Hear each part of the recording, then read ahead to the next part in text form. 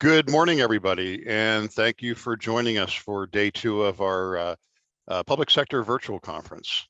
We had a fantastic day yesterday, and we'll have the same again today. Just to kind of recap some of the things, we had fantastic attendance yesterday, with most of the sessions having well over 1,000 people join, and the same today is what their people are registered. So, and 35 states represented. So it's great to see you all here. Our team works really hard at putting this together. I think it's a lot of good information that's sent around, and along with that, the CPEs, which are always important. So we want your feedback. We'll be asking for your feedback. Some of the sessions yesterday, we've already had quite a number of questions that have been sent to some of us individually. The one on GASB updates was fantastic. A lot of good information on it. The one that I think we probably got most of the questions on or follow up was the finance of the future, and talking about cost allocations and indirect cost plans. So it was a really powerful presentation, a lot of really good information on a topic that's important to those of us that work in government or have come out of government. So keep the questions coming in afterwards if you want to have additional discussions with some of our speakers. We're happy to help arrange those and help you all with the business of government. So today, this first session that we're having, it's exciting for me. Adam Hughes, who is the co-founder of GovNavigators, and really he and his business partner Robert Shea are folks that I've worked with for a long time. As our business has grown at Bekaert, and we've expanded out, we're now partnered with them on a number of different things. But Adam and Robert are both, I guess for lack of better terms, policy wonks, and particularly in federal government, but also in a lot of state and local governments. They do podcasts, have been instrumental in helping to develop legislation, including the Evidence Act, regular speakers and people that testify on Capitol Hill, and are just general thought leaders in the areas of government. Something that we may chat a little bit about later is a new campaign we've embarked on with GovNavigators, and had our first article published by a government executive around helping to rebuild trust in government, which is something that we'll talk a little bit how we got that started, and something that we think is really important, and we want to dedicate our time and resources to help that. So with that, Adam, I won't go through your whole bio. I think some of it's will be on the screen. You'll talk about it, but I want to turn it over to you. Sure. Thank you, Christian. I appreciate it, and excited to be here. Good morning, all. I'm going to show the welcome, and to remind folks about your CPEs. You need to answer at least 3 polling questions. You need to be here the whole time. I'm sure that won't be trouble for all of you, because I am a very engaging and delightful speaker, as you're sure to learn. There's some email info on the slides about when you'll get your CPEs. I think you've probably heard this maybe in every session too, so I won't belabor it too much. You'll get a recorded version and the slides, which has my contact info. And of course, as Christian said, happy to chat with anyone about what I'm going to talk about today or other topics if you have interest after this. All right, so I'm Adam Hughes. I did think briefly about wearing the exact same suit that I have in my headshot today, so it would be like a mirror image, but then I decided I didn't want to wear a suit because I'm in my basement, so I decided to move on. So I am the president and co-founder of GovNavigators, which is a new, as of this year, small consulting firm. And what we do is we help clients understand the mechanisms and policymaking processes of the federal government, and how those impact agencies in the executive branch, how legislation will move agencies and their buying patterns, but also what is the trickle down from federal funding and federal decisions to state and local governments. I've worked in federal policy for 23 years. I spent time on the Hill in the Senate with the Senate Budget Committee, and also in the executive branch. I ran the Federal CIO Council, which is based in GSA. It's a grouping of the largest agencies' chief information officers, and spent time in the executive branch helping to develop and implement IT policy. And I also, this is one of the things that my business partner, Robert, and I, that brought us together. I was pretty integral in helping to pass the Federal Funding Accountability and Transparency Act. If for those of you who have been following obscure federal laws for a long period of time, and that law created usaspending.gov. And my partner, Robert, was at OMB when I helped to pass this. It was written by two freshman senators, Senator Coburn and Senator Obama. And Robert was charged with implementing the law. And what ended up happening was the nonprofit organization that I worked for, we had built a prototype and we sold it to the government. So the first version of usaspending.gov was something that my team had developed at this organization. And it's the way that I met originally my new now business partner and my former boss at Grant Thornton, Robert Shea. Okay, so that's a little bit about me. Let's talk about what we're going to talk about today. So I'm going to talk about federal policy and how federal policy, whether it's developed by the Congress or the executive branch, impacts state and local governments. We're going to run through some major initiatives that have passed in the last few years. Some of these are not going to be new to you, but I think it's good to do a review. We're going to talk about some executive branch initiatives and some kind of things that are particularly salient right now at the federal level that have big implications for state and local governments. And we're going to spend a little time talking about the federal budgeting process and how that works or doesn't work, and the very large implications that that has for state and local governments. All right, it's time for the first polling question.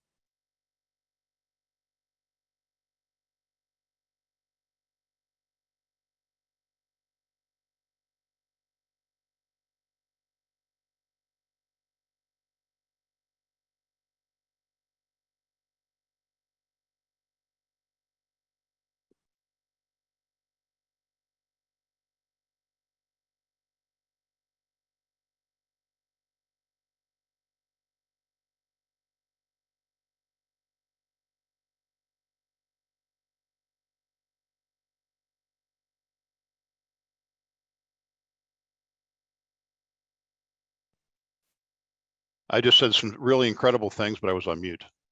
So I'll say it again. I was waiting for you to chime in because I thought you were going to do some B-roll. It was life changing. It was life changing. Sorry, everybody missed it. There's about 1,000 people during the poll, so we'll take an extra spot of time to let folks get through as we do it. And I actually will introduce myself because I didn't at the beginning. I was thinking there was a slide up. I did. I'm Christian Fieldgraf. I'm a partner at Cherry Bekaert, and I'm our government public sector industry leader. So it's a pleasure to be here with everybody today. And I'm sorry I didn't do that at the beginning. I'm a former government guy myself, and so this is kind of what my life has been since I spent 10 or 11 years in government and have been in government consulting for a lot longer than that at this point, for the last 25 years. And now here at Cherry Bekaert with our Cherry Bekaert family. Yeah, and this a pro tip for you, all you starting your own consulting businesses. You probably want to have a slide that highlights your client when you're doing a presentation. Just I'm just going to make a note of that here, so I do that next time. Okay, so and I don't. Can they all see the results, or do I have to? Should I run through them? Yeah, you should just run through them. So where you work, 21% are working for a state government, 61% for a local government. I'm kind of surprised with that. 13% with industry, and 4% if you don't have a job, you're here for my jokes. So that's your day is going to be worse than the rest of us, I think, given the quality of my humor. Okay, so we're ready to move on. All right, so the first thing we're going to cover is how we are swimming in government funding right now. The last 3 years have seen a historic, unprecedented, extraordinary amount of investments from the federal government. And let's talk a little bit about what those things were. I tried to find a good like Scrooge McDuck picture of like swimming in his money bin, but they were too blurry because no one makes high-res graphics of that stuff anymore. So anyway. Okay. So here's a little timeline and overview of some of this historic levels of funding. This goes back to the beginning of the COVID epidemic and the series of bills that have been passed by Congress and their overall amounts. So each of these bills, maybe with the exception of the Inflation Reduction Act, we can get into the specifics of that, produced an economic impact of somewhere around half to the full amount of all federal spending in 1 year. And that's in addition to the regular budget stuff that passed. So these funding bills, in some regards, a lot of economists think they drove some of the inflation we're seeing now, but also they provided a very important backstop for citizens, for state and local governments, for schools, for hospitals across the board to be able to cope with a healthcare crisis that we also have not really seen before. All right, so CARES Act was first. That was March of 2020. One of the main things that in that bill there were three main things: expanded UI benefits. For those of you in state government, particularly, you know about this. Everyone in the United States who files a tax return got a $1,200 stimulus check, and it created the Paycheck Protection Program, which was a program that basically paid people to keep paying people, paid businesses. That's going to come back later on in what I'm going to talk about. We're going to talk about fraud and fraud prevention a little bit. And I'll say this again later, a lot of people really have been beating up the Paycheck Protection Program because there was very large numbers of fraudulent claims and improper payments made. Don't forget that the design that Congress made for that program was to get money out fast. Congress didn't say, make sure you don't spend money on people who submit a fraudulent claim. Make sure you're really careful with who gets the money. Congress said, send this money out as fast as humanly possible. They were very clear in the language. So we'll come back to that a little later when we talk about fraud. So that CARES Act was the largest and the most wide-reaching, I think, particularly in the funding that it provided. The next year, American Rescue Plan. This was part of the Biden administration's very much larger overall vision of the Build Back Better, how to create an economic boost, particularly when things were particularly dreary for COVID, if for any of you that remember. So the American Rescue Plan expanded UI benefits. The extra federal funds that went to existing UI benefits at the state level were extended. They did another round of stimulus checks, although they changed that it wasn't just a blanket amount that everybody got. High income earners got less. They had some democratic priorities like expanding the child tax credit. They also changed the way that program works. So instead of having to qualify and submit tax returns to get the child tax credit, they basically pre-approved people who had previously claimed the tax credit and sent out the checks quarterly. Usually most by direct deposit. It's actually one of the more innovative ways that tax programs have been changed in the last 10 years, particularly tax incentive and tax credit programs. And it has been rescinded since, but it did make a pretty big chunk in reducing childhood poverty. There's a number of studies that show that it was the largest decrease in childhood poverty in the United States history. And that was simply by changing it from a quarterly payment where you were pre-approved based on previous things you had filed with the IRS from something where you had to get it at the end of the year. That one change had a drastic impact on the way that people both used the funds and the overall way that the program worked. Okay. Later that year, the bipartisan infrastructure law. My friends in Washington, particularly Robert and I, have had this ongoing joke for a couple of years that it was infrastructure week. I think President Trump at one point made a claim that, it's infrastructure week and we're going to get it done. President Obama spent a lot of time during his 2 terms trying to get an infrastructure investment law passed. It was not successful. President Trump tried basically the same outlines of an investment program, also not successful. The bipartisan infrastructure law was successful. It was a historic investment in basically the physical infrastructure of the United States, but including things like climate provisions, broadband, those sorts of things. It wasn't 1 trillion in new spending. It actually repurposed some spending, and a lot of it was tax incentives. The way you account for that in the federal budget is a little different. Those funds for the bipartisan infrastructure law are still being spent, and they're still moving through the process of federally appropriated and going to agencies, and then going to, for the most part, to states, and then either through grants or direct spending, and then going out from states to localities. I know that where I live in Falls Church, Virginia, they have accelerated their lead water pipe replacement program based on funds they received for the bipartisan infrastructure law. But they really just started the actual construction about 2 months ago. So, as I think all of you know, one of the concepts with federal policy is that it does take a long time to get down to the state and local level. So some of those funds for broadband, for transportation, for water infrastructure, those things are going to be continuing through this year, into next year, and maybe into 25.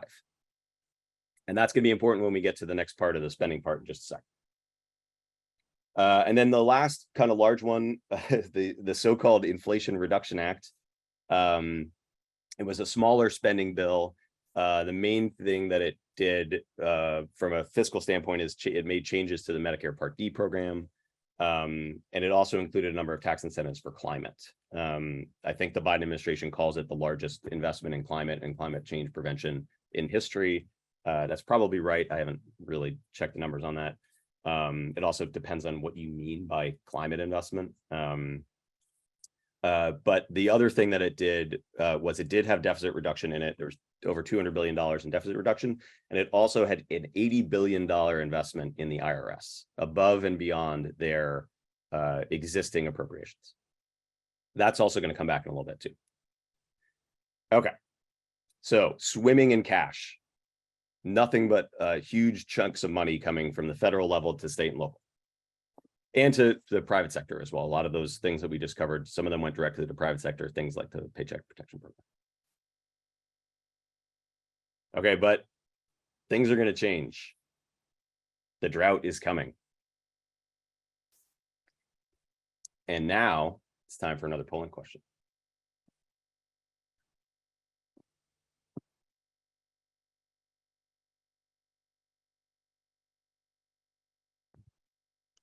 There was a question that was asked about the podcast that I mentioned, and I know it was answered.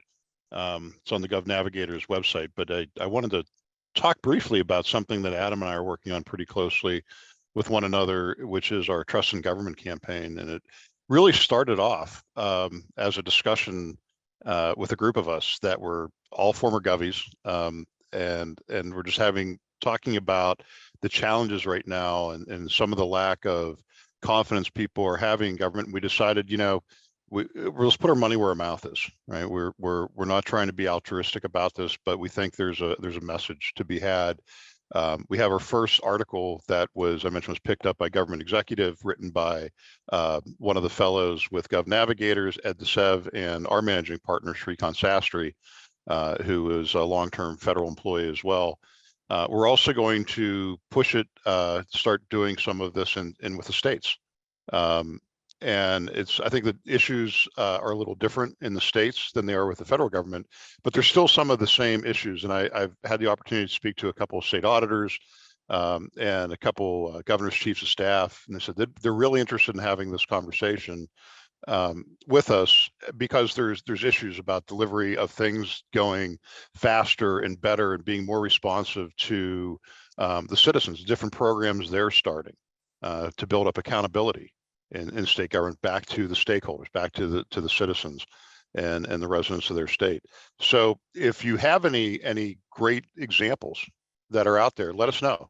We're going to build up our podcast bench, interviews, written videos, podcasts, working with Gov Navigators and some other organizations that have reached out to us that they'd like to be part of it.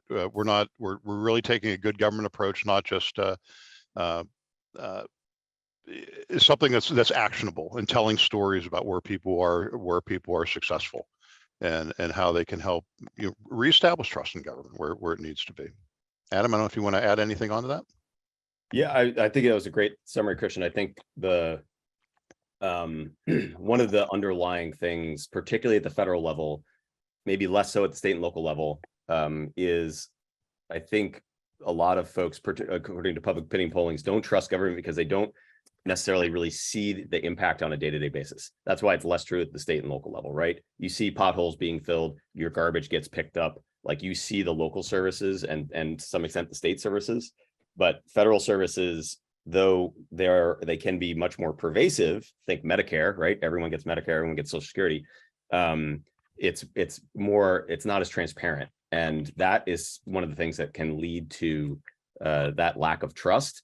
And there's a number of studies that have shown that the lack of trust is one of the things that erodes the ability for government to improve on services. So in order for services to get better, you need people to engage and to get feedback on it. And without that trust, that makes it harder to do. So rebuilding trust can create the foundation for which you get better services in the long run. Yeah, great. And Christian, I think I was asked to read the poll. So I'm going to start doing that. So poll question number 2. What do you think the chances of a federal government shutdown are? 25%, 50%, 75%. Fourth choice is the federal government is currently open now.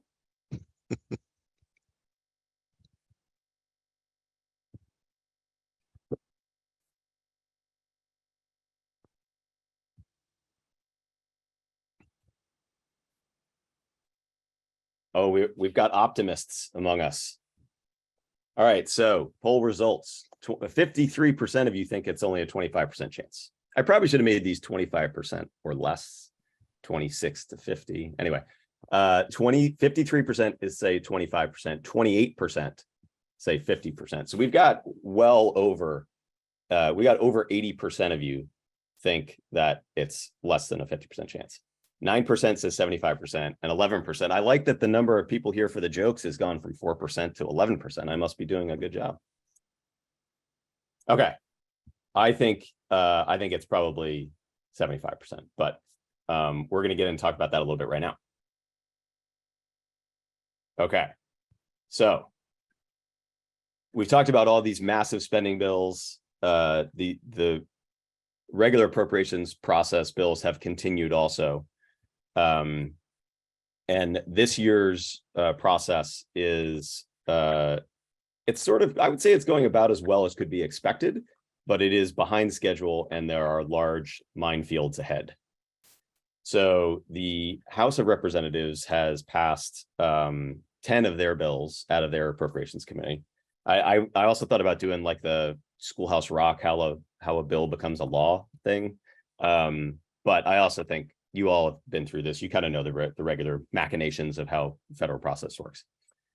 So House has 10 bills done, ready for floor consideration. The Senate has actually 12 bills, which is pretty impressive. They've done all their bills through committee before the August recess. It's the first time in 5 years that they've done that. And we're going to talk a little bit about maybe why that is in a second. They're on their August recess in their districts and states, doing constituent services, raising money as they do everywhere. But Congress isn't back until after Labor Day. And then they only got a couple of weeks. So considering all appropriations bills through the House and the Senate, and then conferencing them together, because the House numbers for spending are much lower than the Senate numbers, they'll have to do that, and then passing them all again in 3 to 4 weeks, it's a large challenge. So let's talk about what they're going to do. So one very unlikely scenario is they do what I just said. They pass all their individual appropriations bills, they conference them together, they agree on one compromise position, and then they pass them all again, and then the president signs them. That is very unlikely. That has not happened since 1993, that all the bills have been passed as individual bills and signed by the president before the start of the fiscal year on October 1st. So if we're a betting person, I would not bet on that. So a possible scenario, they're able to pass a few of the bills. Usually they start with the military construction VA, the defense bill, Those usually get through and have less discrepancies between versions. Maybe they will package a whole bunch of bills together into what's called an omnibus bill, where they pass 4 or 5 appropriations bills at the same time. They also can, and I see a question in the Q&A, they could agree to a continuing resolution that would buy them more time after October 1st. Usually those continuing resolutions are what's called a clean CR. They don't have additional policy provisions or spending changes. They just say, let's continue the exact same spending that we've had from the previous fiscal year. That's possible. It's also possible, I wrote feasible, I did a lot of wordsmithing on this word, that Congress can't come to any agreement at all. There's a small group of conservative House Republicans who are trying to extract more significant spending cuts. And Speaker McCarthy, for those of you who are not following the really inside baseball stuff of DC politics, he has a very thin majority. And he agreed at the beginning of this Congress that only 3 members of any caucus could vote to say they are dissatisfied with his abilities as speaker and to have a revote for a new speaker. So he also can't just tell people, no, you're going to do what I say, because he agreed to this thing at the beginning of the year that really makes his speakership very tenuous. All right, so that's not great. He's sort of compromised in his ability to negotiate. The House spending bills are significantly lower than their Senate counterparts. The Senate has actually had a very bipartisan open process this year, and we're going to talk a little bit why. And we're going to talk about maybe why things are going to be okay. All right. So the Senate Appropriations Committees, House and Senate, and the conference chair, or the appropriations chair, and the ranking member, which is the minority party's lead, for the first time ever, are all women. It's actually the first time any committee in Congress has ever had women lead it in the almost 250 years of our country. There's a great interview with these 4 women. I think it was in February on CNN, where they were trying to say, like, this is the first time this ever happened. And just watching them interact with each other is pretty awesome. It's possible that this could change things in the way that appropriations bills are considered. The Senate has had a drastically different process than previously. All of their appropriations bills I talked about that were voted out of committee, the 12 bills, they all passed with overwhelming majorities in the Appropriations Committee. That hasn't happened in a very long time. The House has also been certainly a more open process where amendments can be offered to the bill. There's actual debate in the committee about what the spending level should be. This is really different than previous years, where the bill is introduced by the committee chair, everyone gets in line and says yes and votes on it no matter what. And so the process has been different, the leadership is different, and then you would assume then maybe that would lead to a different outcome. So I'm a little more optimistic because of that. Here's some reason for pessimism, the things I talked about a minute ago.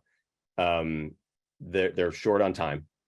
And when you're short on time, things funnel up to the very top of the leadership in Congress, in the House and the Senate, and you don't have the ability to engage with your colleagues in a process that makes them feel like their voices were heard, and therefore they get skittish about voting for things.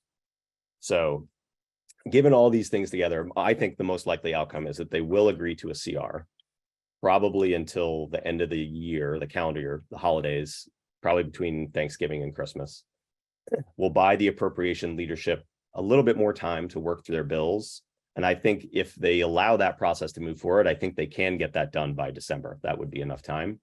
The wild card is that the House and the Senate, the majorities are razor thin. And the ability to corral that many cats in a short period of time is always difficult. I admitted to on the Gov Navigators podcast a few weeks ago that I thought Speaker McCarthy did a good job with the debt ceiling deal. And Robert served in Republican administrations. He worked at OMB in the Bush administration, and I was in the Obama administration. And he's like, was that hard to say that he did a good job? And I was like, he did do a good job. I'm like, just calling it how I see it. So we'll see. This will be a monumental challenge again for him, but he has been sort of threading the needle on a number of things this year with the House Republican caucus. So we'll see how he does. Okay, so the last bit on spending this year, the debt ceiling deal. So the debt ceiling deal did have implications for federal spending. It was agreed to earlier this summer. It raised the debt ceiling to a level where the United States doesn't need to worry about it until after the upcoming presidential election in 2024. But House Republicans and Senate Republicans were able to extract some changes to policy and spending as part of this deal. I put the spending caps first because that is the most important, but we're going to come back to that. I'll just cover this other stuff quickly. There were some additional work requirements, primarily for the food stamp program, but also for the temporary assistance for needy families program, renamed previously it was called welfare. There were changes to funding, that $80 billion that I talked about earlier. There was changes to funding for that, where they rescinded some of the funding and they forced changes to the way that some of the rest of the funding is going to be used by the IRS. We don't necessarily need to get into those details. It rescinded unspent COVID relief funding. So if agencies or states still had COVID money designated for COVID relief that were not currently slated to be spent, those would go back to the Treasury. And then there were some permitting changes and energy projects, primarily in West Virginia, because one of the key people who negotiated the debt ceiling deal was Joe Manchin, a Democratic senator from West Virginia. So shocker, there was things in there for his state that he got. If this is your first, introduction to the way that the sausage making works in Washington, that kind of stuff happens all the time. All right, so back to the spending caps. The important part for federal spending in this debt ceiling deal is that they agreed to cap non-defense discretionary spending in FY24 and FY25. So what does that mean? So in the debt ceiling bill language, there's an incentive for Congress to try to pass appropriations bills. They said, if you can pass the appropriations bills by the allotted time, nothing will happen. You don't have to worry about these caps. If they don't pass the bills, there's a 1% across the board cut to federal spending. And that includes veterans, defense, all federal spending. And that was designed to try to incentivize Congress to actually pass appropriations bills. And I'm speaking with very broad brushes right now, but generally Democrats don't want to see cuts to non-defense discretionary, and Republicans don't want to see cuts to veterans and defense. Obviously, there are Democrats who feel the opposite way, and Republicans as well. And if you, based on some of the things we talked about earlier about all the spending that's going on, basically both sides like to spend money. So it's just what we spend the money on. So that's going to have implications if Congress is not successful in finishing the appropriations process this year. It would further reduce federal spending far below inflationary levels. The increases that are in the bills right now wouldn't keep up with the inflation from 2023, but this would move it back down below existing levels of funding. So there would be a significant cut, likely that would be more harshly impacted by grant programs than direct appropriations programs. Okay, so that's my spiel on spending. The beginning we talked about, it was swimming in money, and some of that's going to have a tail. Some of that funding is going to continue to move down to state and local governments over the next year, 2, 3 years. But the spigot's off. The spending will not continue to at the levels it was. In fact, you'll probably end up seeing some cuts, 24, 25, and maybe even into 26, depending on the results of the 24 election. It's going to be very difficult to increase spending on priority programs. Okay. So next, I wanted to talk a little bit about some non-spending things that impact state and local governments. And by the way, Mark, I do see your question in here. Why can't the vast majority of Congress agree to reduce deficit spending? That's a whole different webinar. That's actually probably a better question for happy hour. than right now? The answer is just very, very complicated. But I share I think I hear your frustration in the way you asked that question. And then also, is the 1% cap applicable to each bill, or is it across the board if all 12 appropriations don't pass?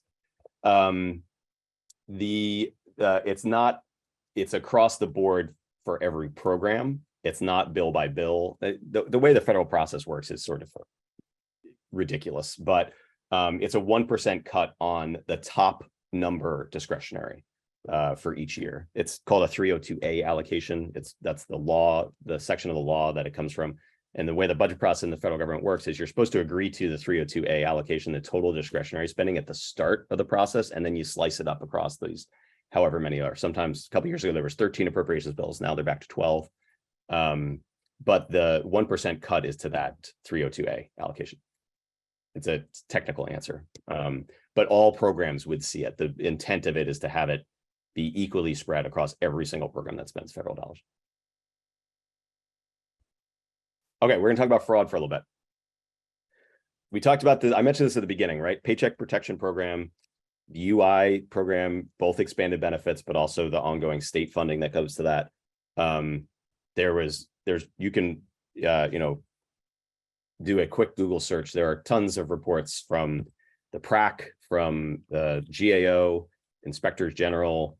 There's been lots of fraud. And like I talked about, some of that, well, Congress was okay with. But now that we're sort of past the pandemic, we're sort of back to more business as usual. And now that the Republicans control the House and the committees and the hearings that they're allowed to conduct, there's a much bigger focus on fraud. And that has a lot of implications for state and local governments. I also think one of our former colleagues at Grant Thornton, also who's a fraud expert, has also started her own consulting firm. And she talks a lot about how it's sort of a perfect storm the last couple of years. You have drastic increases in spending. You also have significant increases in technology and the ability of technology to create fraudulent identities and submit fraudulent claims. AI, bots, machine learning, all that has an impact on the way that state and local governments and the federal government are struggling to combat people who are submitting fraudulent claims. UI fraud is very significant. My opinion about this, which is shared by lots of other people, is because there's a drastic underinvestment in the UI program over the last 20 to 30 years. The technology at the state level is not kept up. We don't need state-by-state programs anymore. The population in the United States and the way that you work is much more mobile. We really need to create a federal program and have a one-stop shop where people can get their UI benefits, and then it doesn't matter if you transfer state to state. I wrote a paper about this years ago about how to modernize the UI program. But this type of change, that takes years and years. And to Mark's question earlier, it would take bipartisan consensus that this is what we need to do to get it through Congress.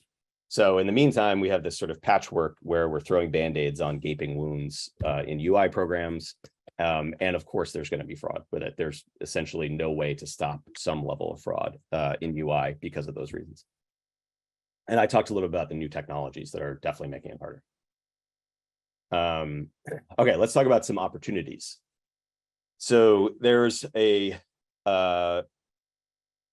don't know, I'm sure you all are familiar with the PRAC, the Pandemic Response Accountability Committee, is created to oversee funds during COVID, during the pandemic. They had a report out this summer that talked about the inability to do proper oversight because of weaknesses in state and local data infrastructure. Again, an area where I know there has been drastic underinvestment across the country, across political parties. But there is an opportunity with some of the funding I talked about at the beginning for states and localities to combine funding streams from different grant programs to invest in data infrastructure. So the State and Local Fiscal Recovery Fund, which was in the American Rescue Plan, explicitly instructs states that they are allowed to combine funding from different grant programs to do this. It's sort of unprecedented in my experience in the federal government giving states more flexibility in how that they can take funds from the government and achieve an outcome, whether it's the way that the federal government explicitly instructs the states to, or whether it's a way that the states figure this is best for our environment.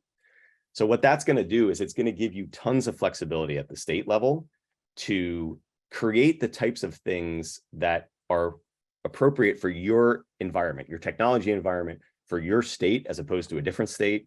It's not a one size fits all. And I think it's really important for, if you're working at the state and at the local level, there are ways to do it at the local level also. I think it's really important to make sure you understand how to do that and to take advantage of that opportunity.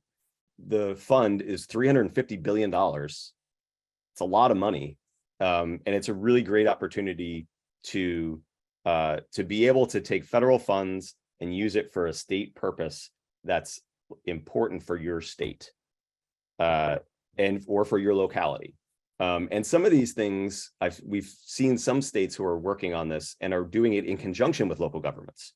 So they're building something that for that level, from the local level to the state level, is going to improve the way that data is collected and analyzed. It's going to improve the way that performance for programs is understood. And it's going to make those agencies and those initiatives more flexible in pivoting to achieve the outcomes that they were designed to achieve. There's a great article by Kathy Stack. I didn't include it in the deck, but I can throw it in there if we can include it for folks, that talks about this funding flexibility and how to take advantage of it. I also know that folks at Cherry Bekaert are working on this a ton. They've done a ton in state and local grants management already, but that particular funding flexibility is, I think, important to make sure you take advantage of, because it does not come along very often. Okay. Another polling question. Have you seen the state and local governments you might know about or work in take advantage of funding flexibilities in order to strengthen data infrastructure and or prevent fraud? Yes is one answer. No is one answer. Not yet, but I think I will see it soon. And the last one is, say what now? So yeah, this is something that I was a budget and finance guy, and this was the golden rules: thou shalt not commingle federal and state money, and had to deal with it quite a bit with with a number of different agencies, or even pushing it out to the states. And Adam just mentioned, we do a lot of grants management. Actually, the next session's on grants management. And I've done a lot of this work over the years, and the opportunities that are out there right now are really, really impactful to be able to help government. And I'll tell clients all the time, when you're looking at infrastructure and different things that are taking place, your government's business infrastructure is part of the infrastructure too. It's just as important that you have good technology systems to help run the business of government as it is for good roads and streets. It's something that they have to consider, and a lot of particularly in the local government, and the smaller local governments really weren't thinking that way. And it's the opportunities that this is allowed it can be pretty impactful and pretty powerful. So I any questions anybody wants to talk about, I'd encourage you to join the next session, but also to follow up. It's important stuff, and it's really good stuff. We're finding more and more small governments that we're helping with grants management, not just to find the grants that are out there, the funding that's available, but also to help them manage it from a compliance standpoint and really doing it as a service. We're finding that the small counties and small cities don't have the ability, aren't even aware that these things are out there. Working with Run right now on water infrastructure. So this is important stuff, and I'm glad that Adam was able to talk about it. So we have our results from the poll. 32, it's very close. So 32% say yes, you have seen state and local governments take advantage of these flexibilities, which is awesome. 31% say no. 25% say not yet, but it might happen soon. And again, we're up another percent on the joke answer. 12% say what now? This is great. I love that. Thank you all. But to underscore what Chris is talking about, I also, in previous attempts and conversations around infrastructure, I talked a little bit about how infrastructure has been, we're going to get a bipartisan infrastructure bill that's been going on almost since I came to Washington in 2000. There are a few folks in Congress who have tried to make the overall conversation about infrastructure to include things like technology and data infrastructure, particularly the last few years. That has not caught wide acceptance, at least at the federal level. But as you all know, in state and local, having these unfunded mandates come from the federal government saying, you're going to go do this and we're not going to give you any money to do it. Oh, and we're going to beat you over the head when you fail. Like that record gets old real fast. I think if you are involved in any way at things like the National League of Cities or the county organization or the governors associations, talking to Congress about that type of infrastructure is just as important as roads and bridges, like Christian's talking about, for the economy. That's a really great messaging point, and that's only going to help to try to get more flexibilities like these in future bills. Okay. Now, last section. I want to talk a little bit about the national cybersecurity strategy. I probably should have had a question in here. Actually, I forgot what the last question is. Has anyone heard about the national cybersecurity strategy? So, national cybersecurity strategy was released earlier this summer. It's been going on for years and years. Since I was at running the Federal CIO Council in 2012, we've been talking about we need a national cybersecurity strategy. And one of the reasons why that's true is because this touches everything now. Cybersecurity and cyber defense touches everything that's done by humans all over the world. And not having a sort of foundational document in the United States that says, here's how we're going to make sure that we're covering all the things that need to be covered in cybersecurity, led to lots of gaps and lots of inefficiencies in the way that federal agencies coordinate together, but also in the way that federal agencies coordinate with state and local governments and private sector on things like critical infrastructure. So this strategy was a long time coming. The original doc came out in March.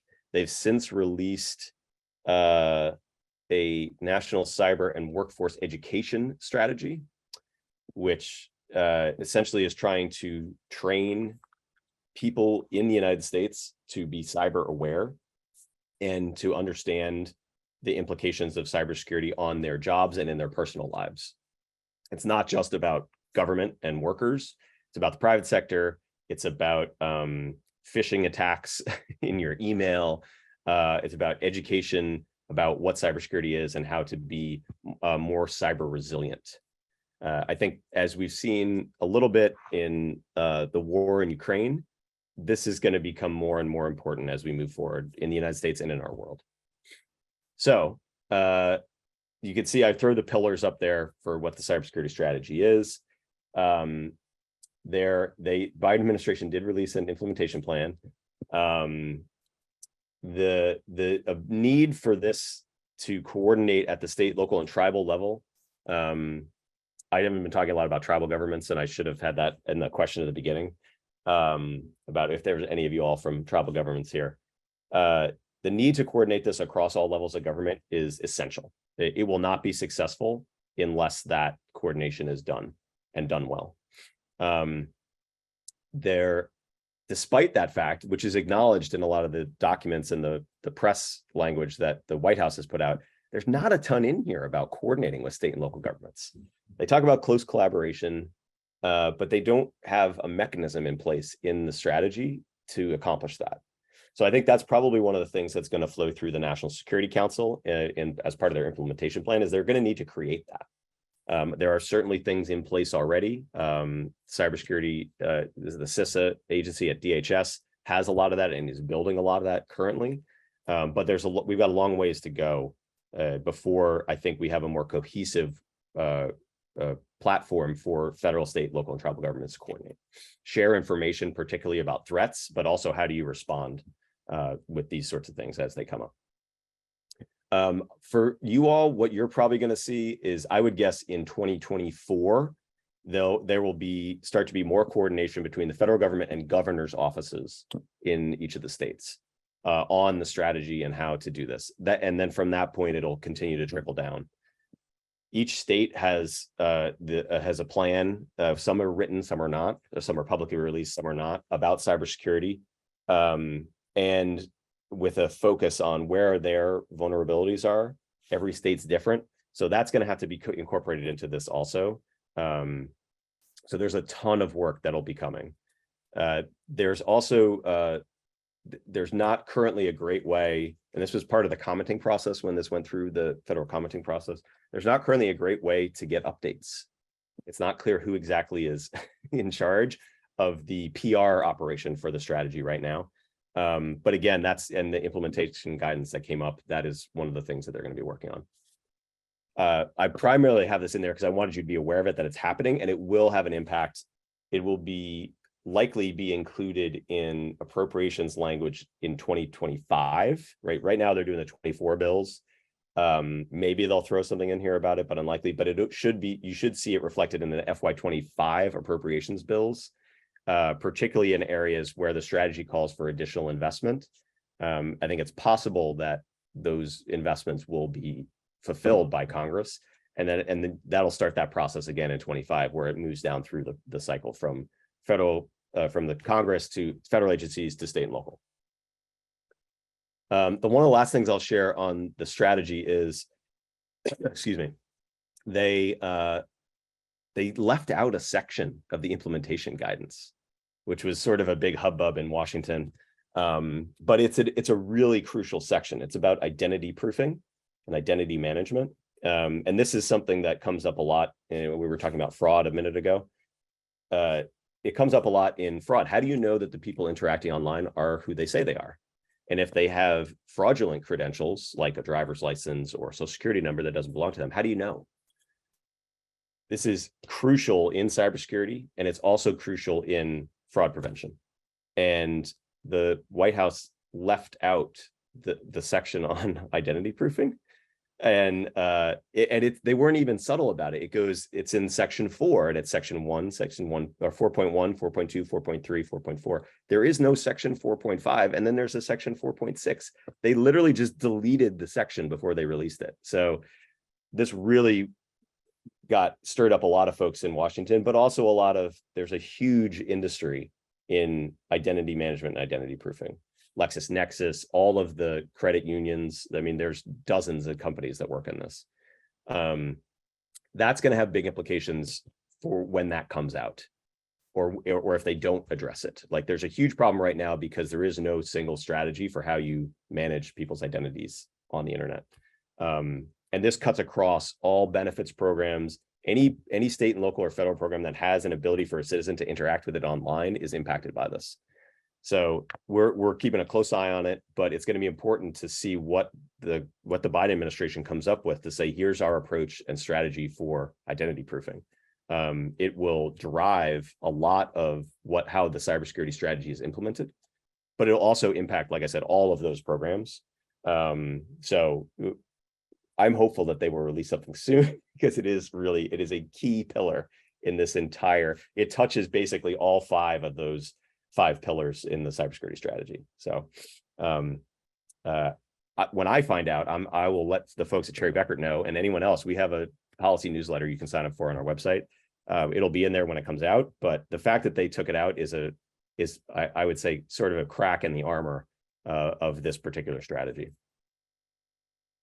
And we do have a question here. How many state and localities are using mainframe systems such as New Jersey Unemployment Insurance System, which failed during the COVID pandemic? I don't know the answer to that. I know that California had a system like that. At least they did at the beginning of the pandemic. I don't know if they've updated it since then. They were still using COBOL for some of the language on their UI system.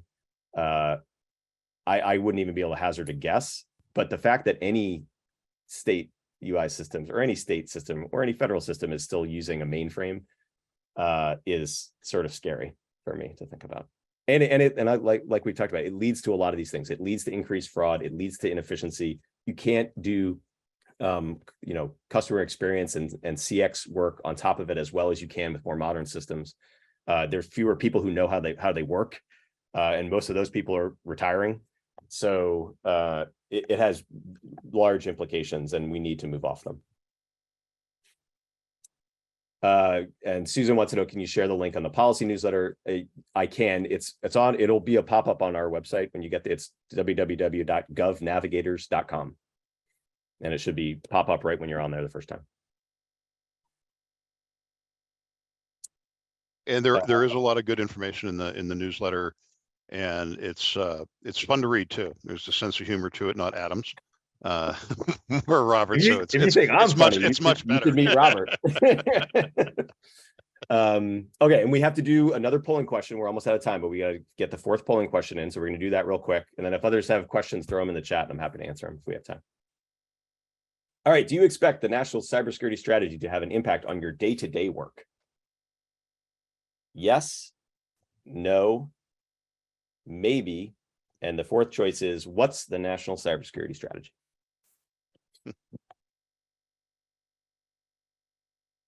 Well, that's I know we are just about out of time, so while people are filling that in, I just want to thank you, Adam, for doing this with us. The next session following this is around grants management, like I mentioned, and it's with Shuo Zhang, who's our grants management manager, our leader for our advisory practice, and the director and part of the leadership team for audit, Dan Gockerty. Really good stuff that'll be talked about there. The funding that Adam talked about earlier, and then we chatted about, I think was a great topic. And I will tell you that, knowing Robert and Adam for a long time and having a lot of clients, they have great access to some of the decision makers in the federal government. And as questions were coming up, can you use this money to do X and Y? There's always the formal process to go through, but they were able to help educate some of the people in the federal government about the questions that people in the local government were having that they weren't aware of. Right, everything that comes out of the federal government, if it's causes challenges, it's unintentional in most cases, and they were able to break through. And I had some clients do some really creative things in the past with all the related funding that's been coming out recently, and the ability to get those approved. And get some of the leadership in Washington to think differently, to allow local governments to do things that were really important to their government and their residents. I give a lot of that credit both to Adam and to Robert to help carry that message. So when they saw the FAQs come through, or the question come through formally, they knew the thinking behind it. All right, so we've got the answer to the fourth polling question. Do you expect the national cybersecurity strategy will have an impact on your day-to-day work? 36% say yes, 21% say no, 37% say maybe, and 5% want to know what the national cybersecurity strategy is. So Christian, I really appreciate you asking me to do this. It's been a lot of fun. I hope you all can tell I love talking about federal policy, but I hope it was useful and you learned something. And if you've got follow-up questions or things that I didn't cover that you want to know about, please reach out. I think we're right on time. Thank you very much, Adam. Thanks everybody for joining. And please let us know your thoughts, and we want to keep making improvements on this for next year. It's been a great group, and thanks so much.